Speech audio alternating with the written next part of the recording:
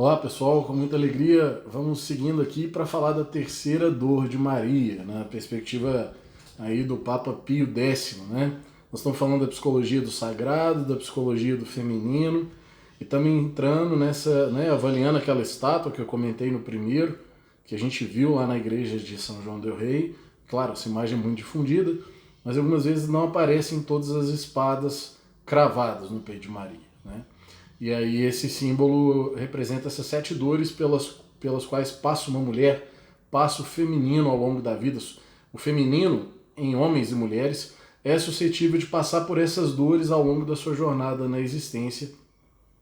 E Maria é como se fosse essa representação máxima.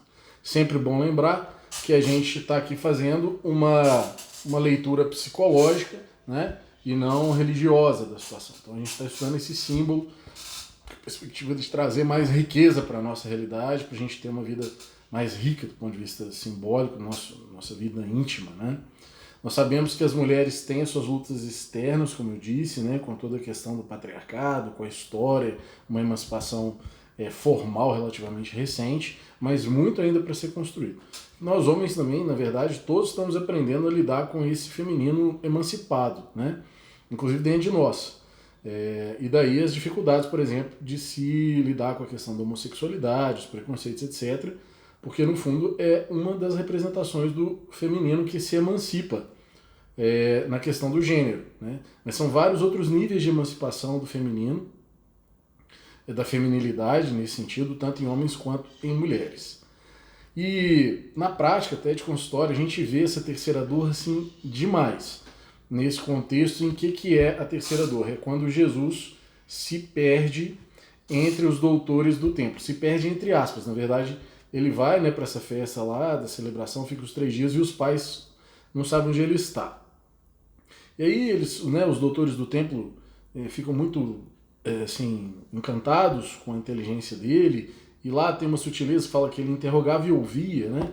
Isso aqui também é um outro caminho de desenvolvimento de sabedoria espiritual, do ponto de vista do sagrado, que é você ser capaz de perguntar, então assim, sem pergunta, sem crescimento, mas também ser capaz de ouvir. Então tem pessoas que perguntam demais, mas não ouvem nada, e tem pessoas que escutam demais, mas investigam um pouco. Então elas têm pessoas que são muito passivas no desenvolvimento delas, e que o que vier tá bom, e pessoas que às vezes estão muito ativas, mas não têm um momento de contemplação. Essa aqui é uma reflexão interessante.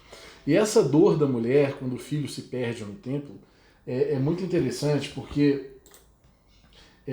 são 3 pontos que a gente vai falar aqui, né? O primeiro é isso, né? O filho que se perde, mas depois se acha, e o filho que se acha e depois se perde. Isso é muito comum quando o sujeito entra na faculdade, assim, quando ele visita uma nova egrégora. Ele está sempre acostumadinho ali à egrégora dele, da família, do pai e da mãe, e de repente ele descobre o mundo quando entra na universidade, quando entra numa empresa grande. E aí são 2 movimentos, que é esse, que é o filho que está aparentemente perdido, mas se acha, ou seja, ele fala, eu vim tratar dos negócios do meu pai, ou seja, quer no sentido mais material, quer no sentido espiritual, ele está achando o caminho dele, né? E ele pode fazer isso grato e honrando a família, ou ele faz um movimento contrário. E isso muitas vezes é uma punhalada no coração da mãe, que é quando o filho se acha e se perde. Na verdade, é aquele que se envaidece intelectualmente, ou que enriquece, a família é pobre, ele começa a ter vergonha, ou a filha, né, no caso, da família, casa com um homem rico, e aí despreza os familiares que não têm dinheiro, ou o filho ou a filha que se ilustra intelectualmente, ou até religiosamente, né, começa a frequentar uma igreja, uma religião qualquer, e começa a se achar melhor que os outros, e isso gera assim, uma antipatia familiar muito grande. E isso fere, muitas vezes, o coração da mãe, que é o filho que se perde no templo, né? Entre as coisas sagradas, entre os valores do conhecimento, da arte, da religião, e aí ele fica vaidoso e se perde, ou vaidosa, e se perde nesse caminho aí. Essa reflexão é muito rica, né?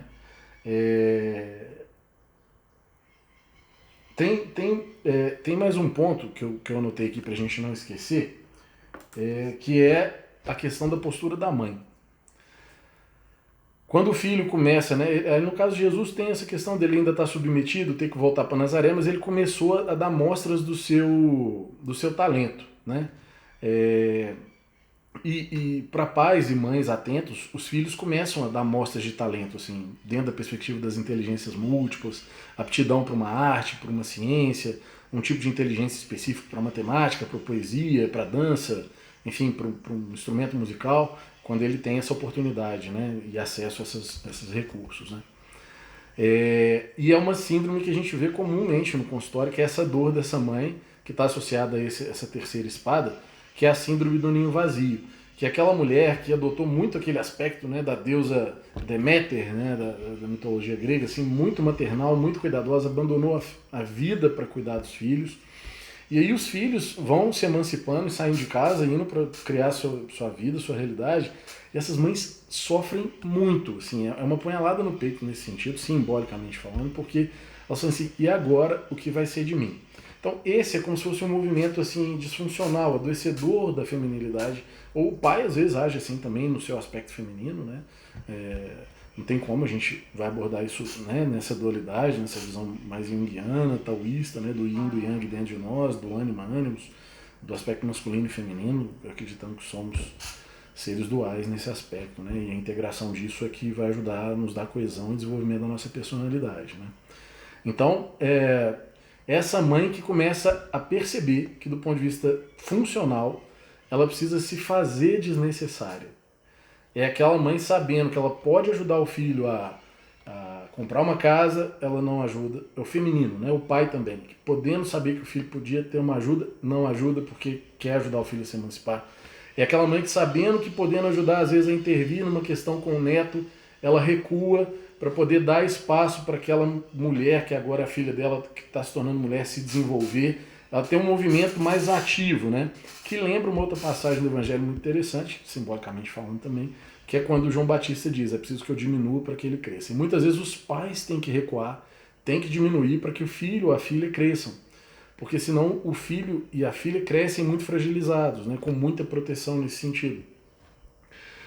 Então, essa coisa da sabedoria da mãe de se fazer desnecessária, isso é uma dor, muitas vezes, para as mulheres, principalmente quando elas são muito apegadas à função materna. Porque a mulher tem várias funções, né? Empresária, sócia, filha, neta, irmã, mas muitas vezes a energia psíquica da mulher está muito voltada para a questão da maternidade, e a saída dos filhos de casa para conhecer os doutores do tempo de qualquer lugar que seja é muito dolorosa, né?